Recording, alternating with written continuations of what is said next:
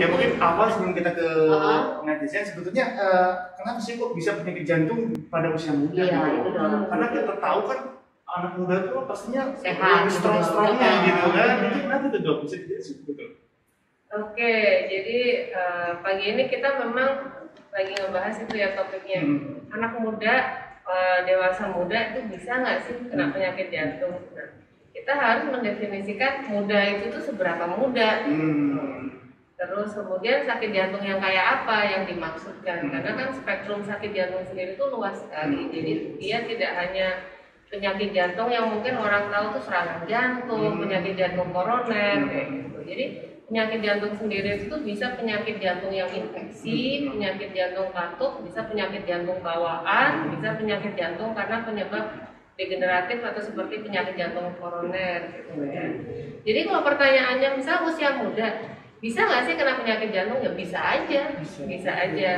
Tapi kalau pada usia muda, kita kan nggak ada yang namanya bilang usia muda tuh usia berapa, itu nggak ada definisinya. Tapi yang dikatakan memiliki resiko penyakit jantung yang akibat degeneratif itu tuh biasanya di atas 40. Nah, jadi kalau untuk penyakit jantung degeneratif, kalau misalkan usianya masih 20-an, 25-an atau awal 30 mungkin resikonya masih rendah, kecuali dia misalkan punya faktor resiko seperti dia perokok berat atau misalkan dia ada faktor resiko keturunan untuk adanya kolesterol yang tinggi atau dislipidemi atau hipertensi dari orang tuanya, bisa aja ada peningkatan resiko untuk terkena penyakit jantung yang sifatnya degeneratif. Tapi kalau infeksi itu dia nggak pandang bulu. Nah, kalau infeksi itu dari apa sih sebetulnya? Jadi persepsi orang kan taunya penyakit jantung itu hanya penyakit jantung yang kayak orang-orang tua derita gitu ya, dari penyakit jantung koroner seperti itu. Nah, penyakit jantung infeksi itu tuh di Indonesia juga insidensinya tinggi, jadi hampir 7%. Jadi dari total keseluruhan penyakit jantung itu adalah penyakit jantung akibat infeksi saluran nafas atas, batuk pilek yang nggak diobati secara adekuat, dan bakterinya bisa lari ke pembuluh katup jantung, jadi ke klep atau pintu jantung. Ketika pintu jantung atau klepnya itu sudah terinfeksi, dia bisa menjadi jaringan ikat, bisa sembuh sebagai suatu jaringan ikat dan pengapuran. Akhirnya dia bisa mengalami gangguan dalam pembukaan maupun penutupannya. Nah, lama-lama bisa terjadi pembengkakan jantung, kebocoran klep jantung, bisa juga akhirnya berakibat menjadi lemah jantung. Nah, dan itu biasanya pada saat infeksi awal itu usia belasan, Mbak. Jadi Mbak Nisa mungkin batuk pileknya ya, ini bukan ya contoh ya, bukan Mbak Nisa nih ya. Jadi misalnya contohnya kita nih batuk pilek usia 14 nih. Udah 14, 15, nggak sembuh-sembuh, ingusan nih, anak ingusan katanya gitu, sampai dahaknya kuning segala macam, tapi kita cuekin aja, nanti kan akan reda sendiri ya, tapi bakterinya tetap ada. Nah, bakteri itu yang akan ikut sirkulasi darah, bisa mampir ke katup jantung dan akhirnya menjadi penyakit jantung rematik namanya gitu. Tapi evolusinya dia akan nunggu sampai 10-15 tahun baru bermanifestasi di usia 30-an awal atau 20-an akhir. Ya, jadi kalau misalnya dikatakan secara sederhananya anak muda bisa nggak kena sakit jantung? Bisa. Ya, gitu ya. Jadi beberapa spektrum penyakit jantung, beberapa spektrum penyebab juga. Waduh, apalagi tadi ya, ternyata batuk pilek tuh jangan diremehin ya. Baik, kemudian langsung aja obati secara penanganan yang benar. Ya. Oke, wah luar biasa nih penjelasan dasarnya awal untuk pembukaan ya. Nah, baik Dok, udah ada pertanyaan nih dari netizen yang menyaksikan live kita hari ini dari @kok_arisan. Saya berumur 29 tahun. Ketika pertama kali melahirkan secara normal dalam usia kandungan 34 minggu ya. Nah, secara spontan dan tiba-tiba 1 minggu setelah melahirkan tiba-tiba kesulitan bernafas. Dan langsung dirawat dokter memvonis kardiomiopati, postpartum atau pembengkakan jantung. Tapi setelah itu saya pindah dokter dan divonis flek paru. Apakah saya kena penyakit jantung usia muda atau hanya ketika melahirkan saja? Ya. Oke. Jadi makasih ya atas pertanyaannya, ini bagus banget nih. Ini salah satu contoh spektrum yang biasanya memang kita dapatkan pada dewasa yang relatif muda Mas, jadi baru ngelahirin gitu ya, anak pertama atau anak kedua mungkin usia masih akhir 20-an, 25, 28 atau awal 30-an. Nah, dia gejalanya biasanya pada saat habis melahirkan dia tiba-tiba sesak atau napasnya pendek, gampang capek gitu. Nah, kadang-kadang itu sudah dimulai pada saat trimester ketiga kehamilan, misalkan di usia 8 bulan kehamilan, kayak gitu kakinya cepet banget bengkak, napasnya ngap gitu, naik tangga atau jalan agak jauh 100-200 meter aja udah habis napas gitu ya. Apakah itu memang penyakit jantung atau ada memang flek paru yang seperti yang dibilang sama yang nanya tadi? Kita harus melihat dengan USG jantung. Ya, jadi kalau misalkan dari USG jantung itu kita akan punya data tentang pompa jantung. Jantung itu kan dia merupakan salah satu organ yang macam-macam tugas. Dia ada unit listrik, ya, jadi yang bisa bikin jantung itu berdenyut adalah listrik jantung. Tapi yang mengerjakan pompa itu sendiri adalah unit kontraksi atau otot jantung. Nah, bisa aja otot jantung ini mengalami penurunan fungsi. Nah, biasanya karena beban kehamilan, tidak semua ibu hamil akan mengalami gagal jantung atau lemah jantung atau yang seperti yang ditanyakan ini ya. Tapi bisa aja terjadi seperti itu. Karena pada saat kehamilan itu akan terjadi peningkatan beban sirkulasi sampai 2 kali lipat dari yang biasanya 3 sampai 4 liter darah bersirkulasi bisa sampai 6 liter. Nah, otomatis jantung itu bisa nggak siap gitu. Nggak siap dalam mengalami beban sirkulasi itu. Nah, peripartum kardiomyopati yang seperti tadi dikatakan divonis sebagai peripartum kardiomyopati adalah gangguan otot jantung pada akhir kehamilan sampai 5 bulan pasca melahirkan. Jadi ada range 6 bulan di situ, 6 sampai 7 bulan di situ, dengan ditandai dengan pompa jantung menurun sampai di bawah 40%. Kalau dia pompa jantung normal itu di atas 56% itu kita katakan normal.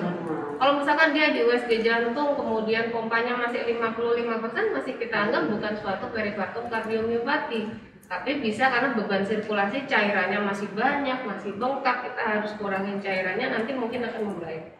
Tapi kalau pompa jantung sampai di bawah 40%, kita tidak segera menangani, itu bisa menjadi permanen. Jadi setelah lewat 5 bulan, reversibilitas atau kemungkinan dia untuk kembali menjadi normal itu akan sangat rendah.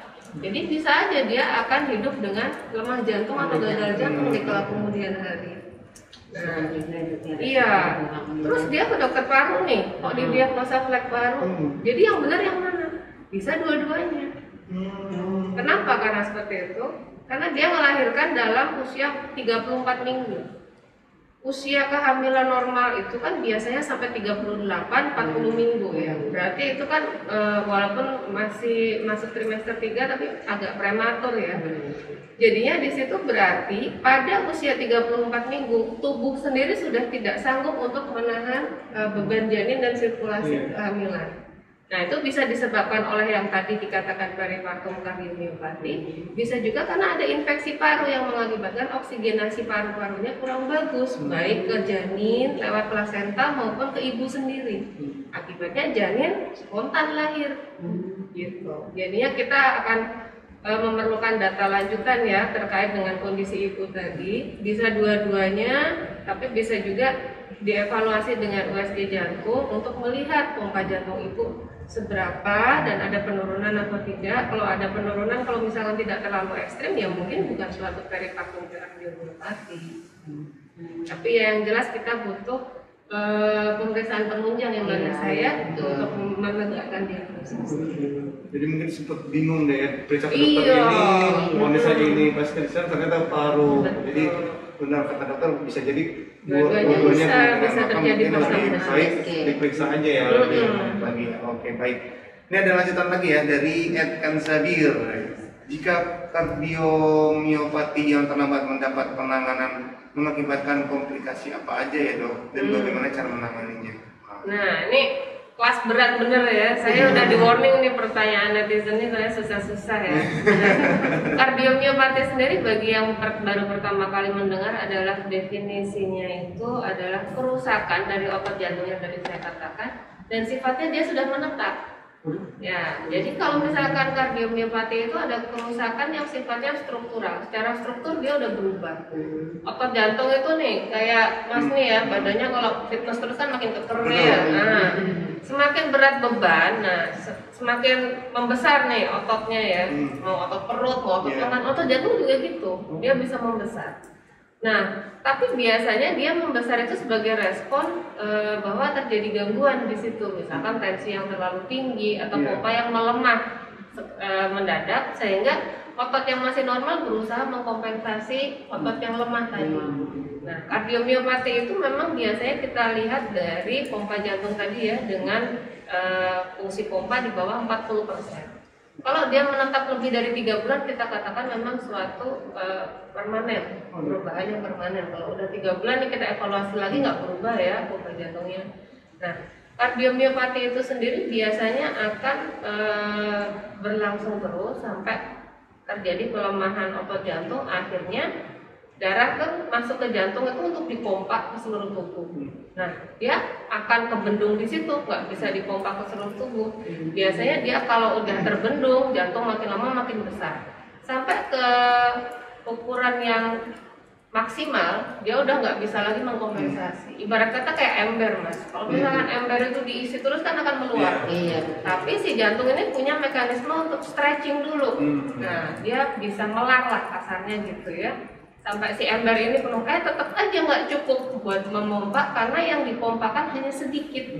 Jadinya yang terkumpul di situ terlalu banyak, akibatnya meluaplah dia. Paling dekat adalah ke tetangga dekat, yaitu ke paru-paru. Nah, paru-paru udah kekumpul nih, air juga di situ, ngap kan, jadi napasnya akan capek. Bisa juga ke organ lain seperti perut.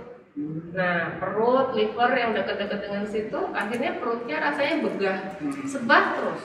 Makan sedikit aja bisa gampang kenyang gitu. Lama-lama makin ke ujung lagi. Perut udah membuncit nih Mas ya, terus paru-parunya napasnya udah pendek, kakinya bengkak. Nah, jadi kalau misalkan ditanyakan, kardiomiopati gejalanya apa ya? Salah satunya kayak gitu. Mudah lelah, napas pendek. Kalau misalkan tiduran terlentang, dia nggak akan bisa enak tidurnya, pasti nyesek. Dia harus duduk baru enak, karena kan air akan ngumpul di bawah. Kalau dia tidur sampai terlentang gitu, airnya ya kayak akan merendam di paru-paru gitu. Perut juga rasanya membuncit. Saya makan kayaknya nggak banyak deh dokter, itu gampang kenyang. Karena air isinya di situ cairan, bukan cairan. Kalau sudah sampai seperti itu, tindakan selanjutnya apa, harus operasi? Sayangnya kardiomiopati itu akan susah dioperasi. Dia tergantung penyebabnya. Kardiomiopati itu tuh bisa dari 2 kelompok besar penyebab. Satu karena penyebab koroner, satunya lagi adalah non koroner. Seperti katup tadi, katup jantung tadi. Kalau katup jantung masih kita ketemukan pada tahap awal, bisa dioperasi dengan diganti katupnya dengan katup mekanik atau katup dari hewan, misalnya biovalve atau katup yang dari hewan. Tapi kalau misalnya karena iskemik atau ada penyempitan pembuluh darah koroner, ya kita harus perbaiki koronernya. Dan itu biasanya harus sedini mungkin. Karena jantung pada saat serangan jantung akibat serangan jantung koroner itu dia hanya bisa hidup tanpa oksigen sebelum dia rusak permanen itu hanya 10 menit. Berarti enak Mas jadi otot jantung itu. Iya, lifespan-nya pendek ya. Ya, jadi di situ adalah apapun penyakit jantungnya, kita memerlukan penanganan segera, penanganan yang tepat, diagnosa yang tepat, sehingga penanganan itu bisa kita ini segera ya, kita intervensi segera.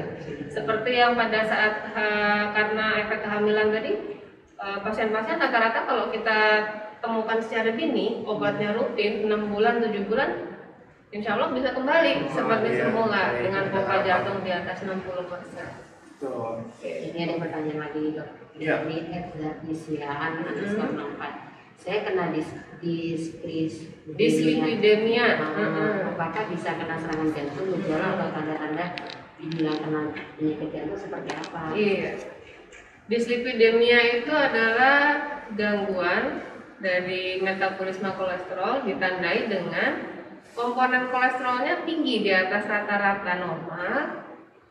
minimal 2 dari 4 komponen. Jadi komponen kolesterol itu ada total kolesterol, ada LDL, kolesterol itu dibilang kolesterol jahat ya. Kemudian HDL kolesterol atau kolesterol baik, dan satu lagi trigliserid. Trigliserid itu adalah hasil simpanan kolesterol yang merupakan hasil akhir dari metabolisme gula atau karbohidrat. Nih orang yang suka makan padang di tempat gitu ya, nasinya yang segitu kan ya, tambah lagi ya, terus gue pikir udah nasi sedikit mana diguyur santan lagi. Iya, diguyur santan lagi. Jadi biasanya enak, emang makanya orang Indonesia tuh nggak kelihatan Mas, bisa kurus-kurus, badannya bagus seperti saya, tapi kadar kolesterolnya bisa wow banget gitu. Itu jadi simpanan punya simpanan lagi. Iya, makanya dia bisa dideposit, nggak harus gemuk loh ya. Jadi orang dislipidemia itu bisa juga yang badannya bagus, proporsional gitu. Tapi kalau dia memang simpanan lemak darahnya tinggi, ya dia akan bisa menderita dislipidemia itu tadi. Nah, jadi dari situ kalau misalkan ada yang nanya, saya kena dislipidemia nih gitu, bisa nggak saya kena serangan jantung? Yang jelas ada 4 kelompok untuk faktor resiko serangan jantung. Ya, jadi dislipidemia tadi, hipertensi atau tensi yang tinggi di atas 130/90, yang salah ya, 130 itu udah kuning loh ya, lampu kuning bukan lampu hijau. Kemudian rokok, kemudian rokok ini di atas 5 batang per hari, kalau saya nggak salah terakhir untuk referensi bahwa dia meningkatkan resiko untuk penyakit jantung koroner. Sama yang terakhir adalah gula atau diabetes. Kalau pada usia di atas 50 adalah pada perempuan adalah menopause. Pada usia produktif di mana masih menstruasi, perempuan akan masih punya hormon pelindung jantung. Kalau bapak-bapak kan nggak ada, jadi lahir tetap faktor resikonya lebih tinggi untuk menderita penyakit jantung koroner. Jadi bisa aja. Jadi pada penderita dislipidemia akan bisa mengalami peningkatan resiko penyakit jantung. Tergantung faktor yang lain. Dia rutin olahraga apa enggak. Kalau dislipidemianya itu menurun atau bersifat familial, olahraganya mesti ekstra Mas. Gitu. Karena cara nurunin kolesterol itu cuma bisa dibakar. Selain diet ya. Kalau Mas masih pengen makan, makan padangnya mau tiap hari, tapi tetap kolesterolnya tinggi, ya olahraganya harus lebih ekstra gitu. Tapi di usia yang sudah dewasa ini kan orang masih bekerja ya kan, kadang-kadang olahraga tuh sempetnya cuma malam gitu, sebetulnya baik aja kayak futsal gitu, nggak masalah. No excuse ya, yang katanya sibuk, katanya apa segala macam. Sebetulnya itu tuh orang Indonesia paling pintar ngeles. Aduh sibuk banget pagi sampai siang sampai sore, tapi kalau ngopi sejam cukup. Iya, nongkrong itu sempat kan ya. Padahal 15 menit bisa. Iya bisa. Iya gitu lah. Target olahraga itu adalah 90 menit per minggu. Santai kan, 90 menit terlalu banyak gitu kan. Tapi dari kita semua yang di sini berapa orang sih yang bisa konsisten? 90 menit apa sama drama Korea? Iya, makanya satu episode aja ya. Sambil treadmill atau. Nah itu dia lah. Tambah mungil lagi ya. Cuman olahraga itu harus ada yang namanya heart rate zona latihan ya. Jadi Mas sama ayahnya misalkan zona latihannya beda. Ya, jadi semakin muda nadi yang harus dicapai pada saat kita sebut olahraga itu adalah semakin tinggi. Ya, jadi ada zona target latihan, nanti bisa di DM deh kalau misalnya pengen tahu. Jadi kalau yang zona latihannya belum tercapai, kita nggak bilang itu olahraga. Anak muda 20 tahun sama 30 tahun jalan cepat itu bukan olahraga. Dia harus sampai di nadi sekitar 160-170 baru kita katakan itu suatu olahraga. Jadi 90 menit per minggu itu tuh di zona latihan tersebut. Terserah mau skipping, mau sepeda, mau jogging kayak gitu ya. Ya, waduh, biasa nih banyaknya antusiasnya ya dari saya yang Philippa dan Skandis. Ini ada dari Musin 1812. Dok, apakah terkena penyakit autoimun bisa memicu gangguan jantung saat usia 30-an? Dan apakah riwayat keluarga yang sakit jantung punya risiko terkena? Autoimun nih, aduh, pada canggih-canggih ya pertanyaannya. Kayaknya pada ikut kelas kedokteran. Oke, moga-moga ini bukan ngetes ya nih ya. Jadi kalau autoimun sendiri itu kan juga spektrumnya luas ya. Nah, penyakit autoimun itu adalah suatu penyakit di mana respon imun tubuh kita itu tuh terlalu berlebihan reaksinya, Mbak. Jadinya dia menyerang organ-organ di dalam tubuh kita sendiri. Nah, biasanya di situ nanti ditandai dengan meningkatnya sel-sel darah putih sebagai bagian dari komponen imun, dan paling gampangnya itu adalah dia akan meningkatkan respon inflamasi atau peradaman. Jadi ada orang muda masih 20-30 tahun tahu rematik, bisa nggak? Bisa, karena dia menyerang sendi-sendinya dia sendiri ya. Seperti lupus, seperti itu. Komponen sel darah putih itu sendiri kan sel ya, dia kalau jumlahnya banyak, dia akan menjadi komponen padat juga, akan mengganggu sirkulasi, akan meningkatkan kekentalan atau viskositas darah juga. Pada tahap lanjut, di mana dia udah berlangsung bertahun-tahun, bisa juga dia meningkatkan resiko untuk terjadinya gangguan aliran darah di pembuluh darah kecil-kecil, misalkan di pembuluh darah otak, pembuluh darah jantung, seperti itu. Jadi memang ada peningkatan resiko, tapi tergantung jenis autoimunnya itu sendiri dan tidak bisa digeneralisir dari satu penyakit autoimun dan autoimun yang lain. Tapi kalau ditanyakan riwayat keluarga penyakit jantung bisa menurun atau enggak, kalau penyakit jantung koroner memang ada faktor resiko karena itu tadi, misalkan faktor resiko orang tua meninggal mendadak karena penyakit jantung dengan usia orang tua itu mungkin sekitar 40 tahun pas meninggalnya. Tapi kalau misalkan penyakit jantungnya menyerang misalkan orang tua pas usia 65, itu tidak termasuk faktor resiko keluarga.